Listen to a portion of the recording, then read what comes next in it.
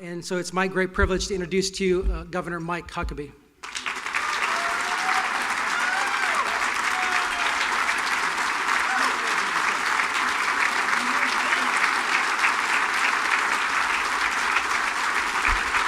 Thank you. Thank you very much. Thank you. God bless you. Thank you. First of all, I almost didn't recognize John when he came up because I just had seen the video version when he looked like he was on the set of Duck Dynasty. But I want to tell you something. Whether he has the beard or clean shaven, I love this guy, and I thank God for the vision, for the heart, and the tenacity that he's just put within John's soul to help make possible this incredible evening here tonight and this amazing launch of something that is, I believe, going to be transformative for millions of young men over the coming generations.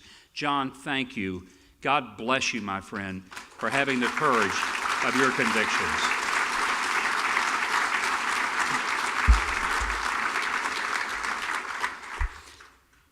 He mentioned my television show. It's on right now. Can I count you all as viewers for the Nielsen ratings? I thought about just putting it on the screen during dinner, and that way I could say, we had this many viewers in Nashville tonight. But I forgive all of you for not watching. You can watch it tomorrow. But here's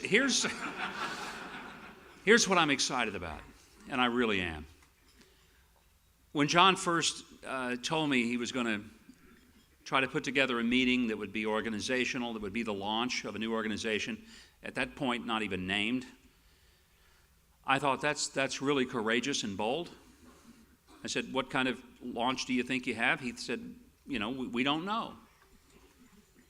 And frankly, I would have thought that if you had gotten a couple of hundred people from a few states within the driving vicinity of Nashville, that would have been impressive, quite frankly.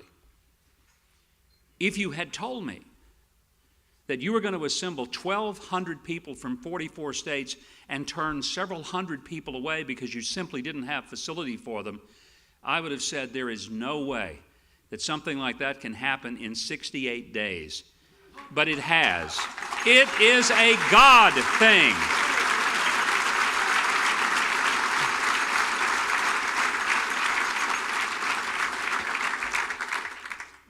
I need to tell you a little piece of news. 2 weeks ago tonight, 2 weeks ago, the 24th of August, my little granddaughter, Caroline Grace, was born to my Eagle Scout son, David, and his wife, Lauren, the second of their 2 children, the second granddaughter, the third grandchild. And what made all of that so incredible was that it just happened to be my birthday.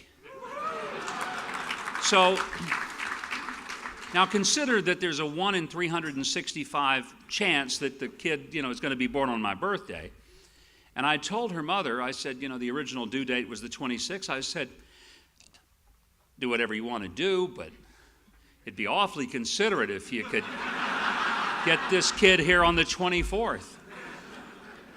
Well, she was actually born as I was on an airplane coming back from New York to get to Little Rock and try to see her for the first time.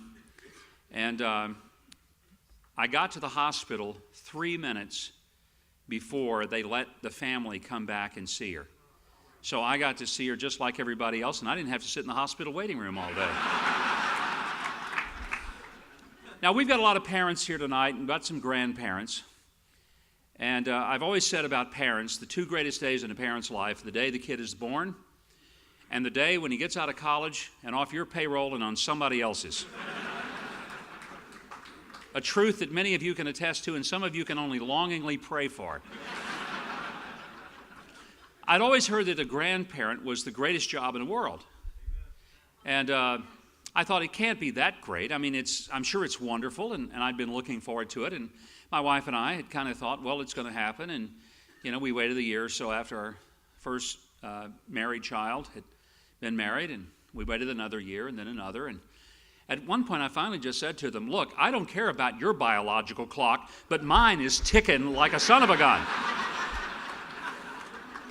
So 2 years ago, we had the first grandchild, a little boy. A year later, we had second grandchild, a little girl. And then just 2 weeks ago, our little Caroline came into the world. And in October, my daughter will have her second child, who will be a boy. And suddenly, in just a little over 2 years, we've gone from no grandchildren to 4. And I've tried to explain to my kids how these things come about, but I don't think they're listening. We're so delighted.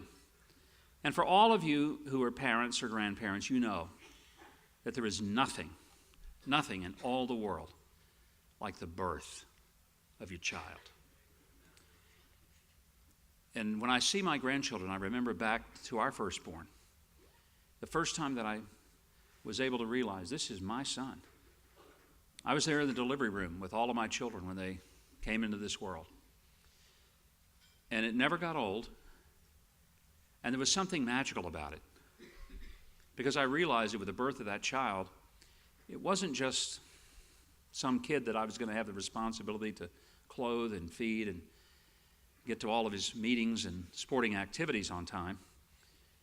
But this means that God has given his approval to keep going. God has said we're going to at least go one more generation. And it was a great comfort to me to know that no matter what I did in life, there was going to be a part of me that would live beyond me. There's an extraordinary joy about that. And every parent here can attest to just looking there in tears that you cannot hold back. The joy of birth is absolutely remarkable. And it's also a great affirmation for me. I understand every time I see an infant why I so believe that every life is a gift from God, and every life has value and worth.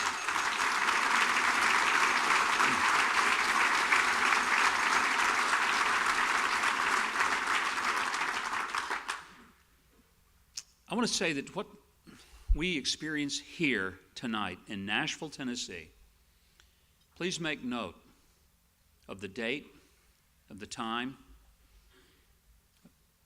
of the very moment, because I tell you something, as surely as I can tell you when Chandler James Huckabee was born and how much he weighed, and when little Scarlett Wiles Sanders was born and how much she weighed, and when little Caroline Grace was born and how much she weighed,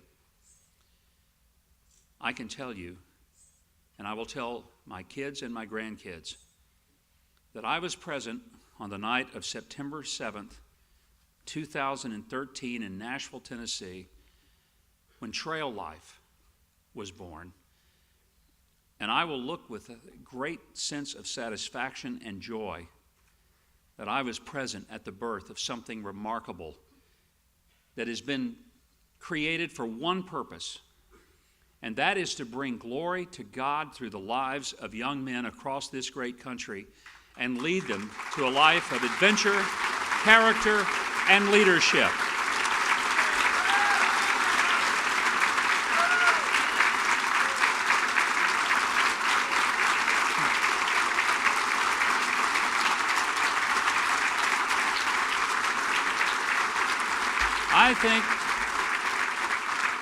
I think it appropriate to say, happy birthday, Trail Life, and welcome to the world.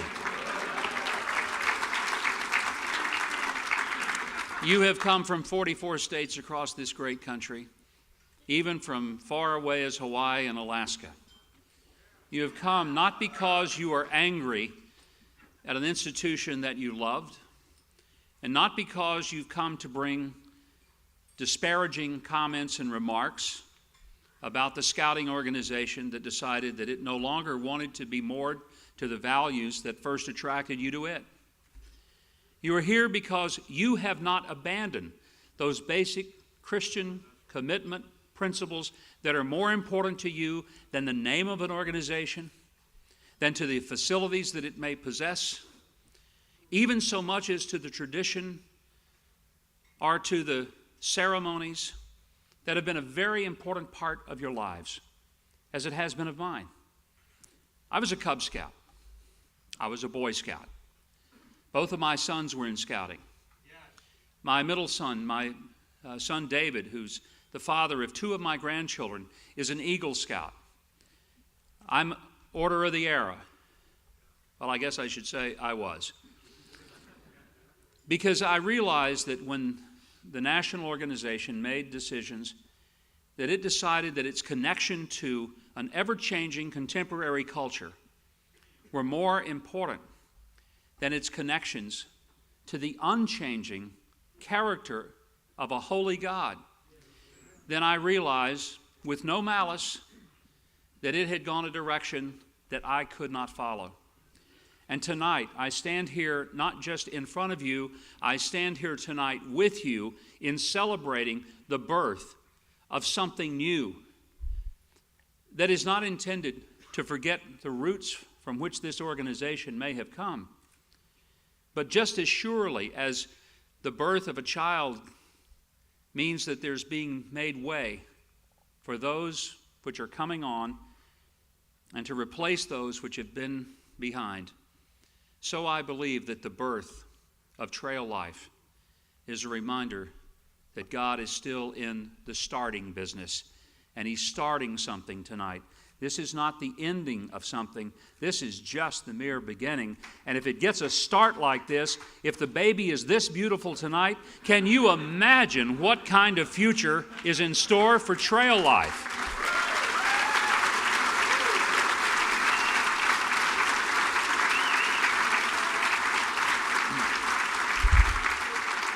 As an organization, you have embarked upon a threefold mission of adventure and character and leadership. I'm sure the adventures will come.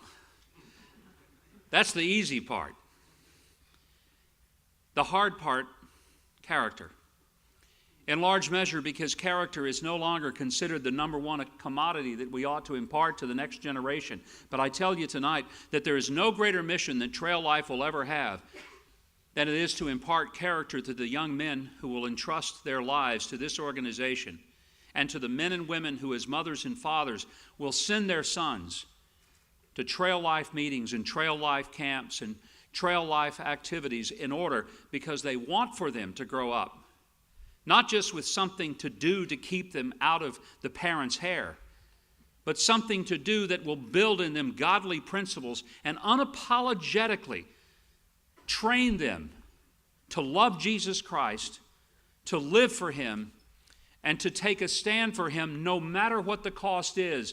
And my friend, there is only one thing that will keep this country from utter collapse and ruin, and that is that God's people will stand up, be counted, and will build character in the next generation, who then can in fact be the leaders. And if we build young men of great character and teach them how to lead, how to stand alone, how to be willing to be put up to ridicule, but all for the right things, then I assure you, they will have an adventure. That is for sure.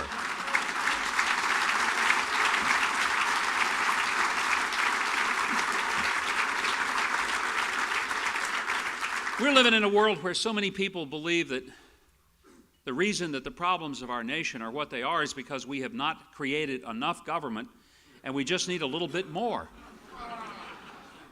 And we need to put more money into that government because it doesn't have enough.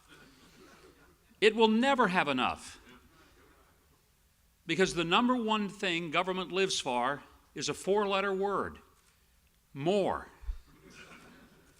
And part of the reason that we live in a world where government is asking for more, demanding more, and wishing to do more is because there is a lack of what Trail Life is seeking to build in the lives of young men, and that is character.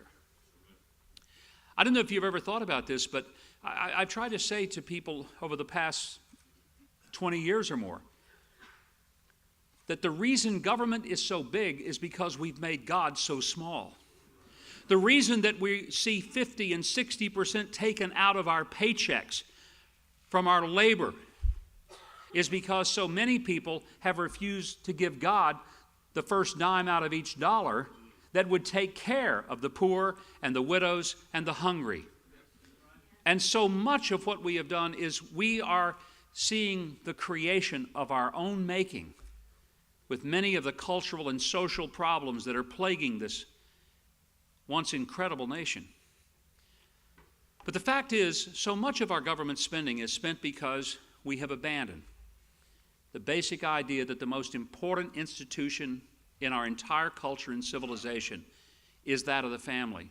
It's not the federal government, and it's not the state government. It's not the county or the city government. The most important foundational organizational form of government is a mother and a father raising children, not only giving birth to them, but training them to become our replacements.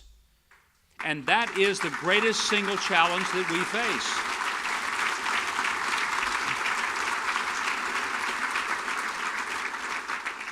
For the 10 and a half years I was a governor, I used to look at our budget and I would say, where's the money going? Well, the truth is, 91% of every general revenue dollar in the state went to essentially three things: education, Medicaid, which is a program to help poor people have medical needs met, and the prison system. 91% in those three things. 91%. Everything else in all of state government only occupied the last 9%. Now, most people are shocked to hear that.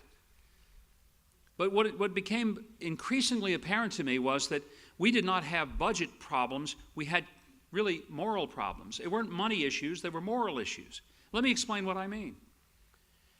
It cost at that time, and this has been a few years ago, it cost about $80,000 per kid per year when we had to take a juvenile out of his home because that juvenile was so delinquent that he no longer could live within the context of a family. When that child was adjudicated into the juvenile justice system of our state, now we're looking at the cost of $80,000 per year per kid. It doesn't take too many of those, and you spend a lot of money.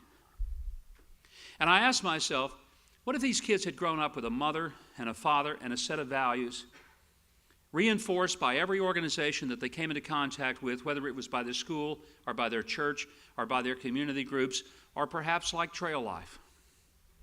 And somehow, instead of those kids getting in trouble with the law by getting into drugs and burglary and all forms of addiction, they turned out to be good kids who helped people rather than hurt people. What would be the difference? Well, the difference would be dramatic in terms of the economy of the state. When I looked at the prison system, and this is true in every state in the country, it's true in your state. I've never even been to the prisons of your state, but I guarantee it's the case. I visited all of the state prisons in Arkansas. And by the way, for those of you that say, well, these prisons are just country clubs and they're such a wonderful place, well, you ought to go spend the night in one. You'd probably have a different point of view. I'm not suggesting that you really want to do that. Here's what I can tell you. It costs more money, even in the prison system in my home state, which was one of the more efficiently run because the inmates had to grow their own food. Everything they ate was what they created on the farms. They made their own clothing. All of them had jobs. They all had to do something. And even with all of the ways that we tried to make it as inexpensive as possible, it was still true in our state, as it is in every state in this country, that it costs more money to put a person in prison for 1 year than it would to put that same person in any 4-year college or university, pay full tuition, pay for books, pay for room and board, and give them spending money. You tell me which is a better investment, putting people in an incarceration after which they're likely to become even better criminals than they ever were before? I tell you that part of the reason that we are struggling economically is because we're struggling morally. And the reason that so many of our dollars from the government are being spent to help poor people is not because we don't care about poor people. It's because those of us who could have been leading people to build strong families where there was both a mother and a father raising the children have looked the other way, and the number one indicator of likelihood of poverty in this country is a child growing up in a single-parent home. Now, I know full well there are kids who have grown up in single-parent homes who've turned out magnificently well. So do you. My own wife was raised by a mom who miraculously and amazingly raised 5 children pretty much by herself. So I know it happens. Many of you here are the products of single-parent homes, and your lives have been lives of great accomplishment. But I tell you, it's in spite, not because of. And the fact is, I've never met a person, even a single mom, who wouldn't say, boy, it would sure be easier if there were 2 paychecks coming in, or at least one that was solid enough to take care of all the needs of our children. The fact that we have a record number of people on food stamps in this country is not so much a burden and a problem, because I'm glad that there's some way to get nutrition to families. The problem is that they would ever have to access those programs because we have such a proliferation of poverty, because we have not understood that one of the reasons poverty is so incredibly strong is because our families have become so incredibly weak. Now, we are not going to be able to solve every individual family problem. But imagine what happens when Trail Life becomes that help, that arm of that mom who may not have the time or the resources to take her son to see the world, the manner in which God made it, to take the hike on the trail, or to catch his first fish, or to spend the night under the stars, away from the city where he actually can see the stars. And he knows that they're there, not because he saw a picture of it in a book, but because he looked up at the sky and he saw them. And he learned what they were. And he wanted to reach for them. Imagine what happens when Trail Life is no longer simply trying to be some kind of social experiment, making sure that it is politically correct enough to be acceptable to culture, but so that it challenges culture, so that it becomes a substitute for a culture that would take a young man down and instead be the kind of influence that would take a young man up, up, up, all the way to the stars where he could reach and live out his dreams and his hopes. When Trail Life becomes that, you become more than just a wonderful outlet for young men. You become part of the reason that this country has hope. Part of the reason that this country might be able to succeed. And what happens if you build in the lives of young men and you challenge them not to be takers, but to be givers? To challenge them to not look around and be angry and bitter for what they do not have, but to be grateful that by God's grace there is nothing that they cannot do, because greater is He that is in them than he that is in the world. When we can be able to unapologetically teach them that I can do all things through Christ who strengthens me.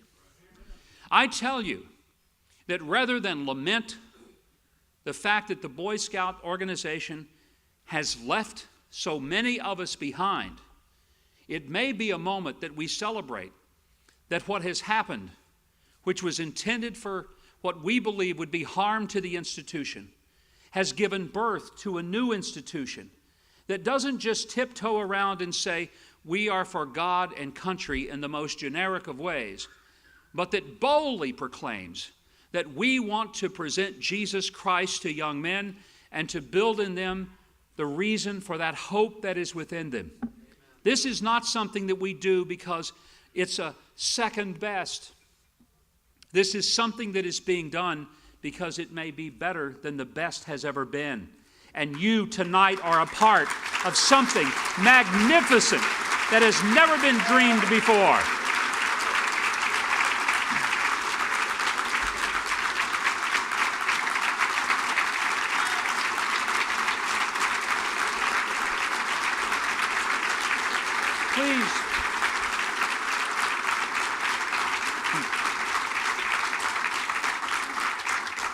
Please remember this. All of you that have held that little newborn baby, and you look down there in its eyes, and it looked up at you, my guess is that when you took that little baby home from the hospital, maybe a day or a couple of days after its birth, I know, it's been a long time. You probably did what my wife and I did. When our firstborn came, we took him home. We took him to his crib. We said, now, son, we've been waiting on you a long time. 9 months we've been waiting. We're so glad you're here. But son, we're exhausted. This has been an ordeal, and your birth was tough on your mother. It's been tough on me too. You know, in fact, I could sometimes say that I hear people say, well, you know, when a pregnancy happens, usually you gain a few pounds. Look, I've had 3 children. That's why I am like I am. And we told John Mark, our oldest son, we said, now, son, look, it's been tough. We're tired, and so we need to take a few days just for a break. We're gonna take off for a few days. We're gonna leave it here with you. We've left plenty of food in the kitchen. I think you know where everything is. You can find it. Just feel free. Keys are on the kitchen table, and just help yourself. Make yourself at home. We'll be back in a week or two. And you look at me and you say, you did not. Of course not. You know why?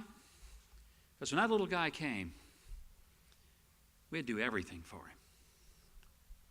We had to feed him. Well, his mother did. I found that I was not well equipped for that task. We had to feed him. When what went in one end came out the other, we had to take care of that too. We had to wash all of his clothes and change his bed sheets, and he couldn't do any of that. And in fact, he couldn't even explain to us what he was feeling or thinking. I mean, he was utterly helpless. He contributed nothing to the household, nothing. I couldn't get him to mow the yard. I couldn't get him to... I mean, it was a long time for this kid even so much as could get to the bathtub by himself. And I didn't mind a bit. I made extraordinary sacrifices to make sure that every need that kid had would be met. And I'd do it again in a heartbeat. And so would you. There's not one of you here tonight who's a parent who can't look back on those days when you had to do everything for your child, and you don't have anything but just joy and fondness for the fact that God had entrusted you with a life that was so helpless that without you it would die. Now tonight, we've witnessed a miraculous birth. A miraculous birth. Nothing less than a miracle here tonight. Nothing less than a miracle of Trail Life coming into being. But Trail Life is going to have to be fed. And it's going to have to be cared for. And those of us who are present at the birth cannot simply say, wasn't that a great meeting in Nashville? Whew, glad that's over. You're the parents.